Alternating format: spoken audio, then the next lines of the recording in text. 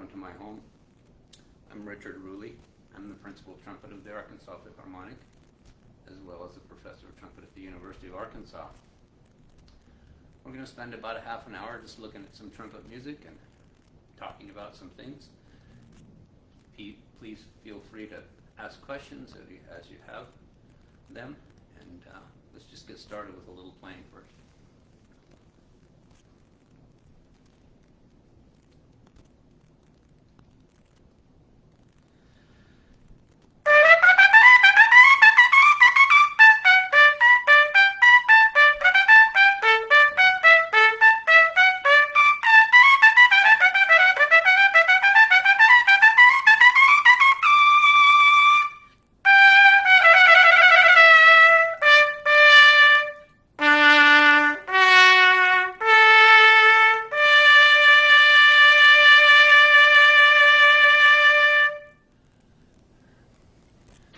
So some of you might have recognized that.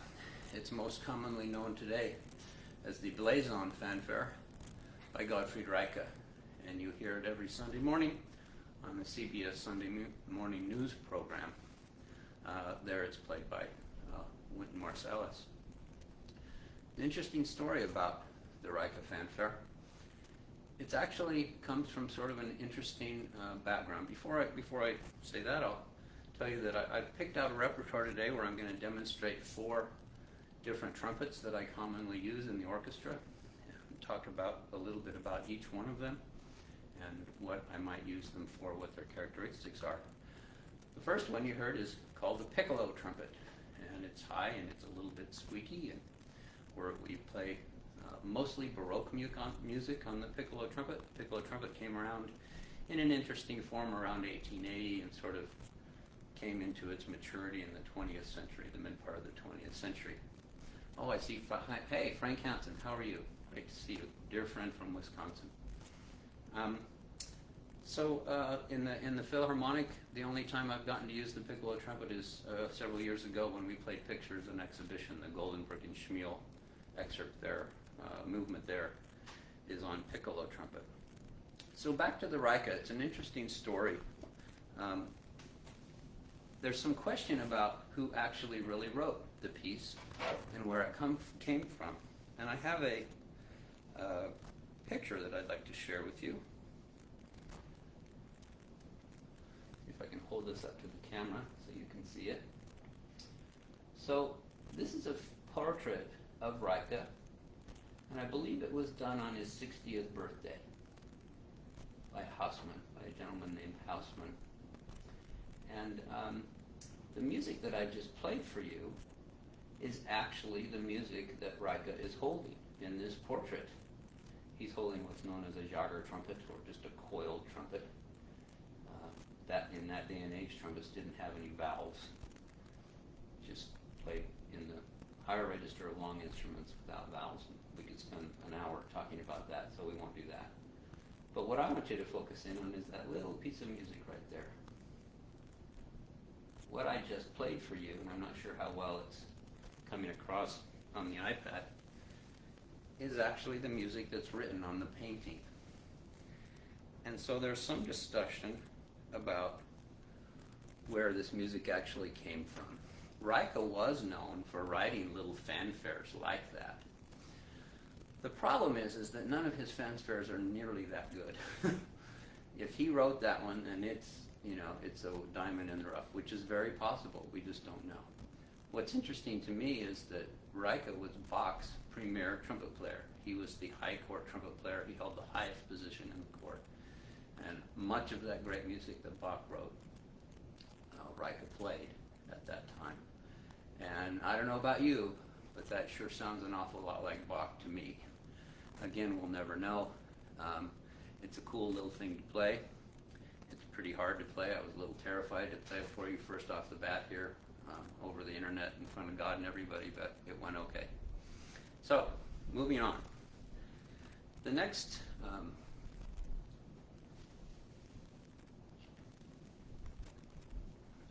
my pedal doesn't seem to be working. There we go.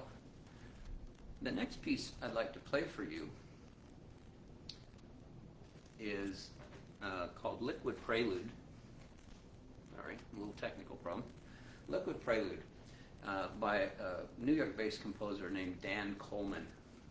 This piece was composed for a friend of mine, Kevin Cobb, who's a longtime member of the American Brass Quintet.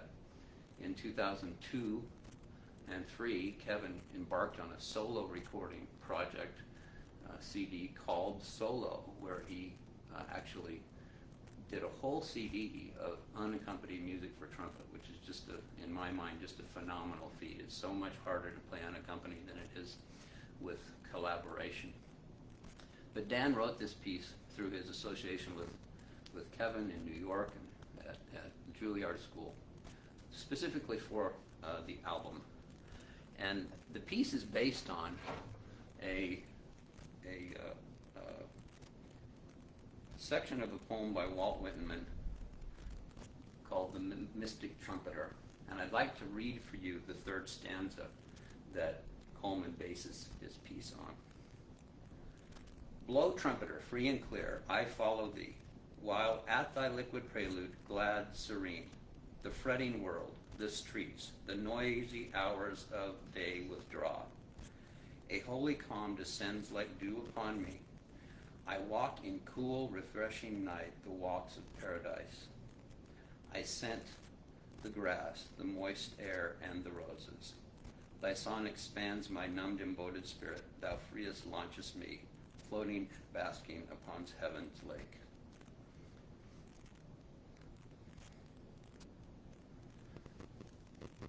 So the trumpet that I'm going to use for Liquid Prelude,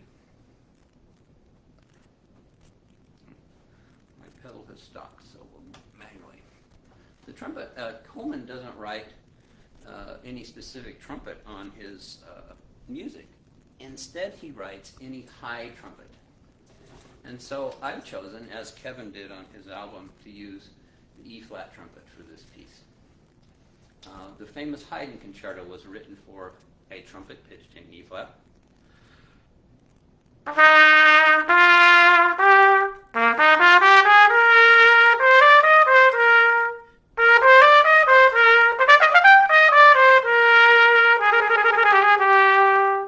Many of you might be familiar with the Haydn concerto. In the Philharmonic, I've had several occasions to play the E-flat trumpet. We did Ravel Piano Concerto one time. We did the Stravinsky Pulcinella Suite that I used this on. And most recently and most fondly for me, a couple of years ago, my dear friend and colleague Chess Delaplane and I did Aaron Copland's Quiet City. For trumpet players, the choice of one instrument to use has to do with many things. Not necessarily that the trumpet part says trumpet in E-flat, but the kind of sound we want to create, the negotiation of what we're trying to do, all kinds of different factors coming in to play when we choose an instrument. So this piece by Dan Coleman is titled Liquid Prelude.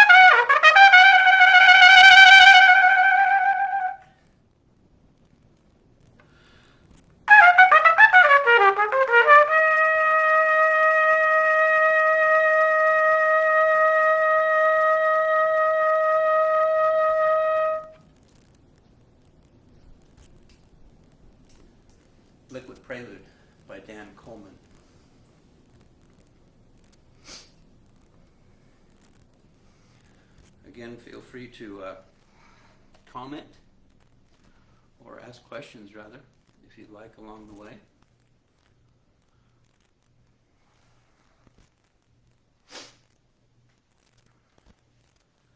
The next instrument I'm going to play is the one that you'll see me play most often in the Philharmonic in an orchestra, and that is a C trumpet. The brilliance of the sound of the C trumpet makes it a perfect companion to the modern orchestra. It's a very versatile instrument from a transposition perspective, from just a negotiation of the repertoire perspective. A famous excerpt that I got to play in the Philharmonic several years ago, I mentioned it before, pictures.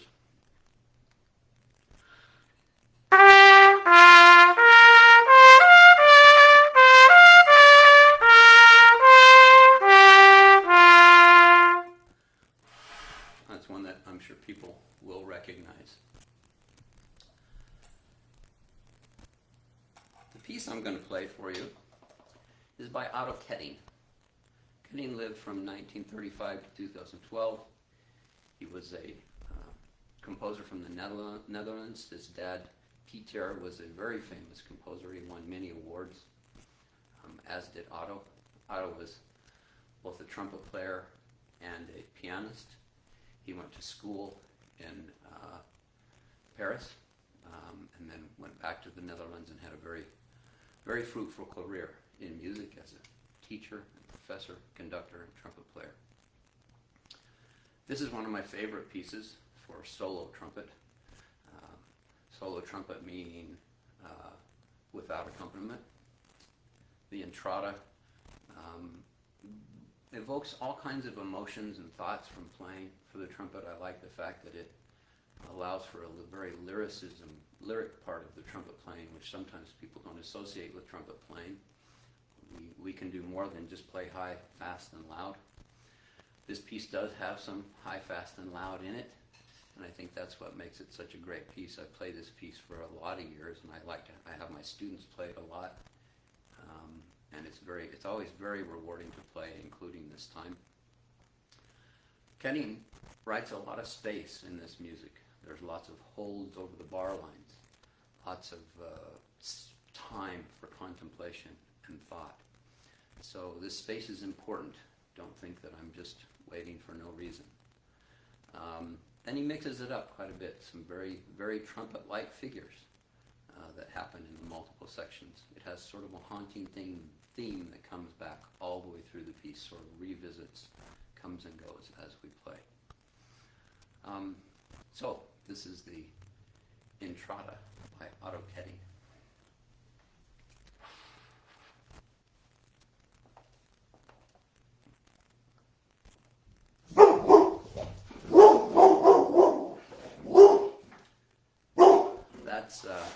That's Ella.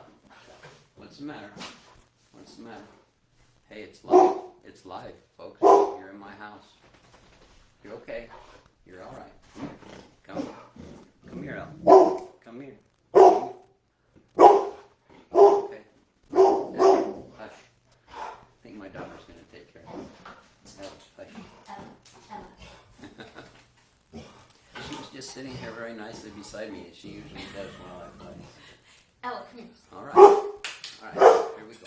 Come on, go. Ella. She's okay. Sorry. She's okay. All right. Back to the program. Otto Ketting, Entrada.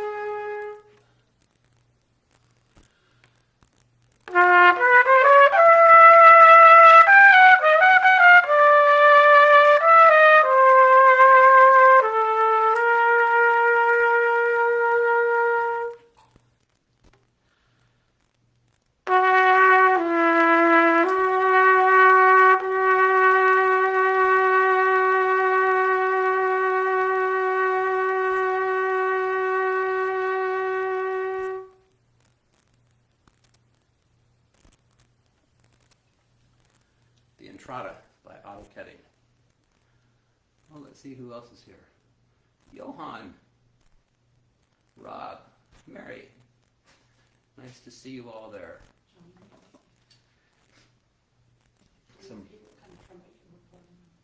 What's this one? Oh, this was a C trumpet. Did somebody ask that question? Yes. I don't see the questions. Oh, how do I move it? Okay, so that was a C trumpet playing the Ketting Entrada on. Are there any other questions?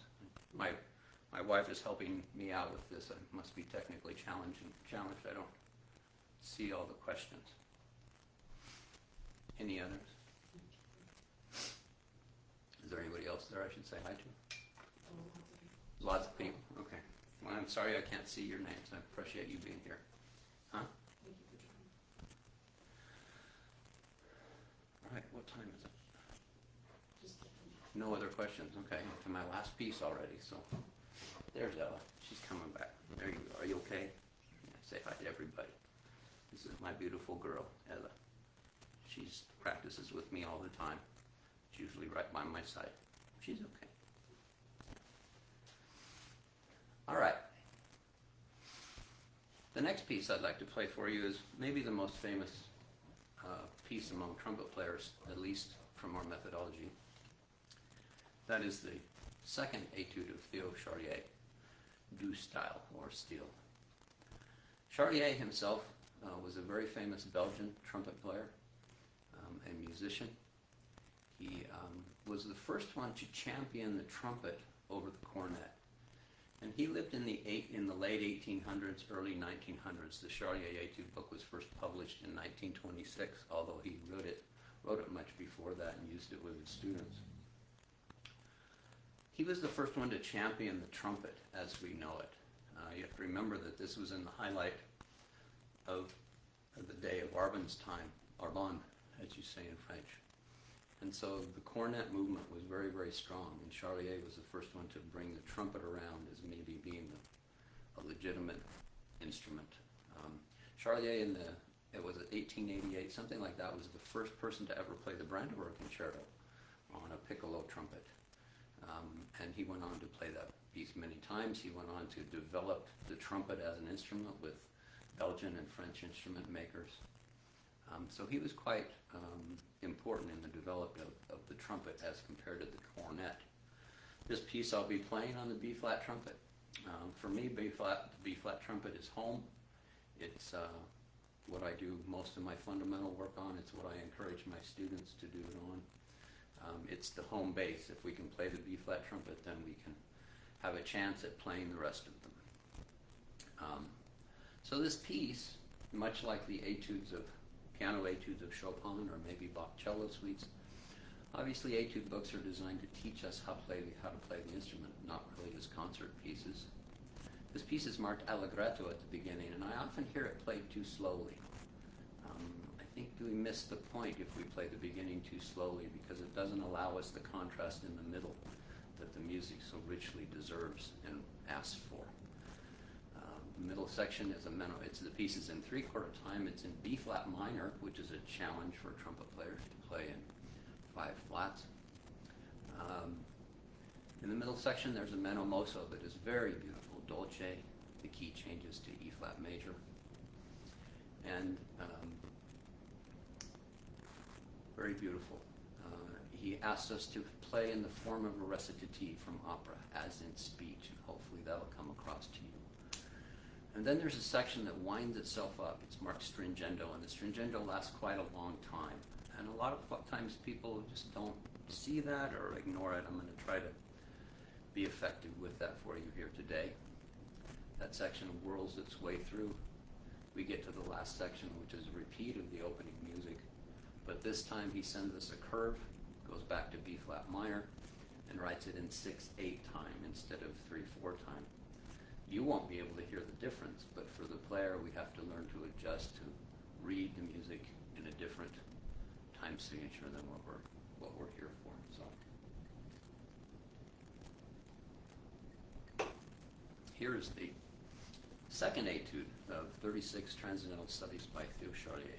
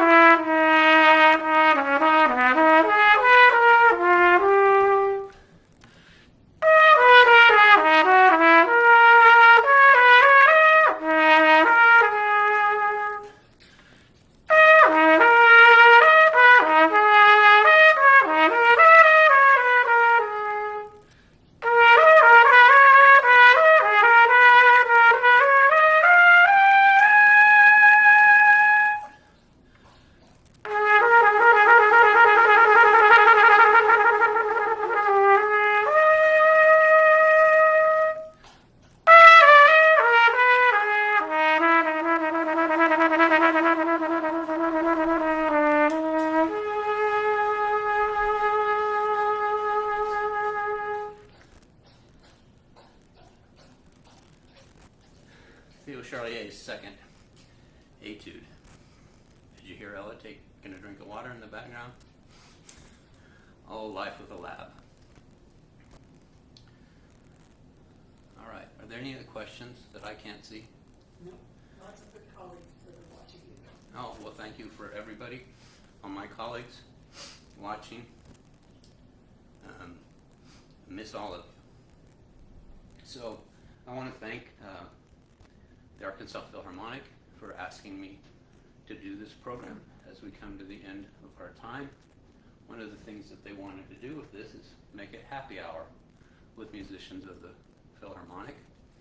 And they asked us to, those of us who are doing this, and there have been a few before me, to share a cocktail with you.